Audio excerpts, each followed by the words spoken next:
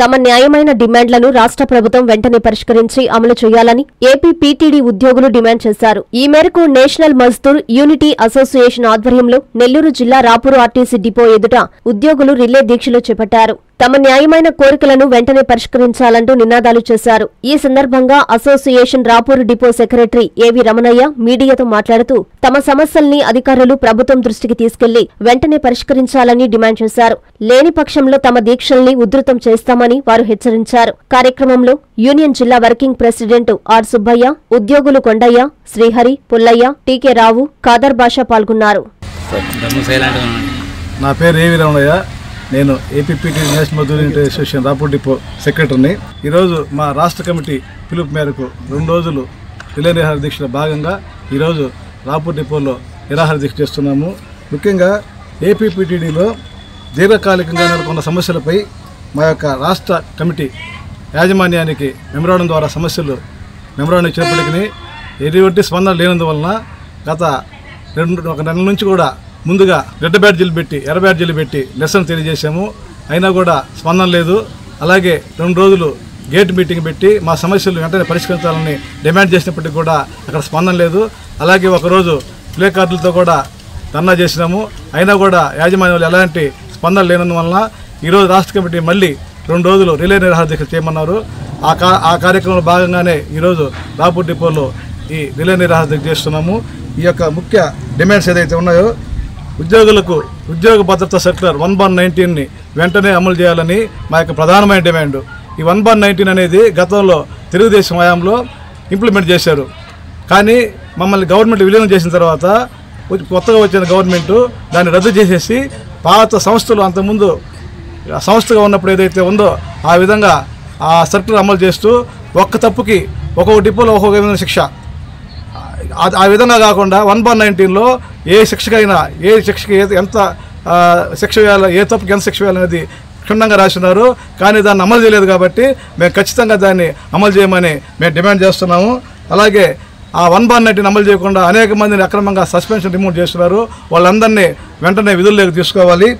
అలాగే గత 4 సంవత్సరాలుగా ప్రమోషన్ అనేది లేవు. చాలామంది కండక్టర్ డ్రైవర్లు, మెకానికులుగానే రిటైర్ అయిపోతున్నారు. కాబట్టి వెంటనే ఈ యొక్క ఏదైతే ఖాళీలు ఉన్నాయో అన్నిటి ఇమీడియట్గా ముందు ప్రమోషన్ ఇవ్వాలని కోరుకుంటున్నాము. అలాగే గ్యారేజీలో అనేక సమస్యలు ఉన్నాయి. స్పేర్ పార్ట్స్ లేవు, సరైన టూల్స్ లేవు. స్పేర్ పార్ట్ అంటే ఈ పాత బస్సులు తీసి మళ్ళీ వేరే బస్సుకి వేయడం, అంతే. కొత్త స్పేర్ పార్ట్స్ లేవు. చాలా ఇబ్బంది జరుగుతుంది గ్యారేజీలో. వాళ్ళ సమస్యలు కూడా వెంటనే పరిష్కారం చేయాలి. నాన్ ఆపరేషన్ ఉద్యోగుల సమస్యలు కూడా అనేకం ఉన్నాయి. అవి కూడా వెంటనే పరిష్కరించాలి. ఈహెచ్ఎస్ స్థానంలో, ఈహెచ్ఎస్ అంటే మాకు గతంలో పాత వైద్య విధానం ఉండేది. ఆర్టీసీలో పనిచేసే ఉద్యోగికి ఎలాంటి ఆరోగ్య పరిస్థితి బాగలేకపోయినప్పటికీ వారికి సంస్థ తరఫున ఎంత ఖర్చైనా సంస్థ పెట్టుకునేది.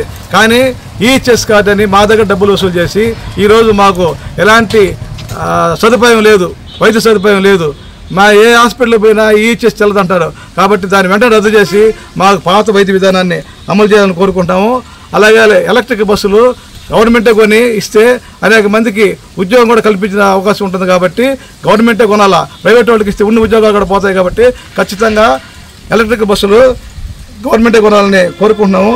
అలాగే అవుట్సోర్సింగ్ ఉద్యోగులు కూడా మామూలు గవర్నమెంట్ ఎంప్లాయీస్కి ఏ విధంగా జీతాలు ఇస్తున్నారో అదేవిధంగా వాళ్ళకి ఇవ్వాలా. తీవ్రమైన అనారోగ్య కారణాలతో బాధపడే వాళ్ళకి ఓడీలు ఇవ్వాలా. ఓడీలు అంటే కండక్టర్, డ్రైవర్, మెకానిక్ చేరినప్పుడు వాళ్ళకి అవుట్ ఆఫ్ డిగ్రేషన్ అని ఒకటి కల్పిస్తారు.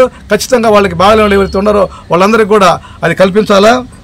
అలాగే ఉద్యోగుల అవసరాన్ని బట్టి అందరికి కూడా సెలవులు ఖచ్చితంగా ఇవ్వాలా. బాగలేకుండా వాళ్ళు కూడా ఈ రోజుల్లో కండక్టర్, డ్రైవర్ షార్ట్ అయ్యి ఉద్యోగాలు సెలవులు ఇచ్చే పరిస్థితి లేదు. చాలా ఇబ్బంది పడిపోతున్నారు. వచ్చేది ఎండాకాలం, రిక్రూట్మెంట్ లేదు. వయసు పైబడిన వాళ్ళు ఉద్యోగాలు చేయలేకున్నారు.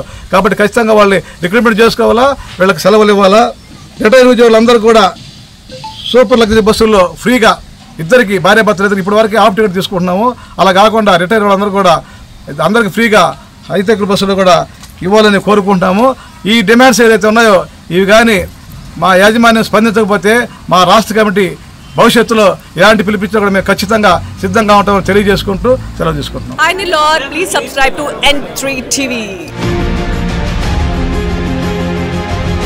జేఈఈ మెయిన్ 2025 సెషన్ 1 లో నారాయణ వైల్డ్ ఫైర్ 300కు 300 మార్కులతో పాటు 5 నారాయణ విద్యార్థులకి 100%. దేశవ్యాప్తంగా 14 మంది 100% సాధించగా వారిలో 5 నారాయణ విద్యార్థులే.